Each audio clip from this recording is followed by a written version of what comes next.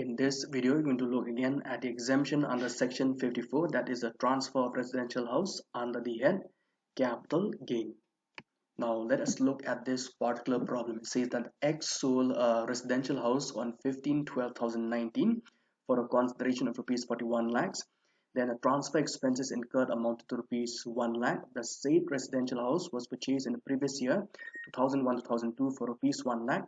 They have given you the fair market value as on 1/4/2001, which is rupees 3,60,000. So the application of fair market value will be if only property has been purchased prior to 1/4/2001. So in this case, the fair market value will not be taken into consideration since the assets has been purchased in the previous year 2001-2002.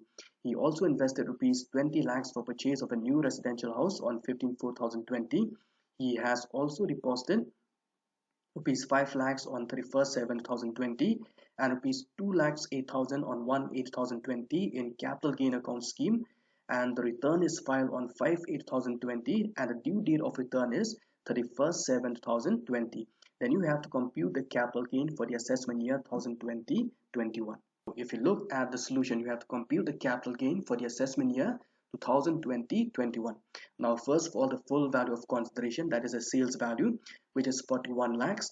Then we know that there's an expenses of transfer, so expenses of transfer will have to be minus from the full value of consideration, which is rupees 1 lakh. Then after that, we have to less the index cost of acquisition. So I'll repeat again here. The indexation has to be done because it is a long-term capital assets since the period of holding is more than 36 months. So the cost of acquisition is rupees 1 lakh.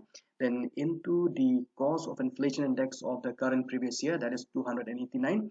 Then divided by the cost of inflation index of the year in which the asset has been acquired, that is 100 for the previous year 2001-2002.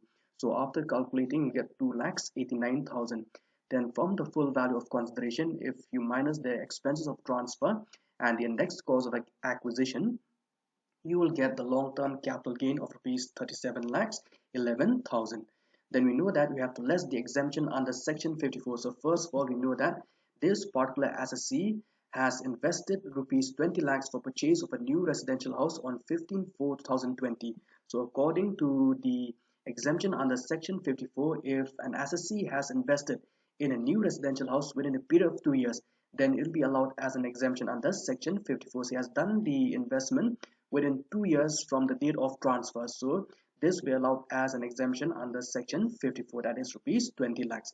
Then after that, he has deposited rupees 5 lakhs on 31/7/2020 and rupees 2 lakhs 8,000 on 1/8/2020 in capital gain account scheme. And the return is filed on 5/8/2020, but the due date of return is 31/7/2020. So point to be noted here is that he has made two deposits. The first one on 31/7/2020 and the second one on 1/8/2020. So out of these two, only the first one will be allowed because the condition says that the deposit in capital gain account scheme should be on or before the due date of return. So from these two, only the first one will be allowed as an exemption under section 54, that is the deposit of rupees 5 lakhs on 31/7/2020.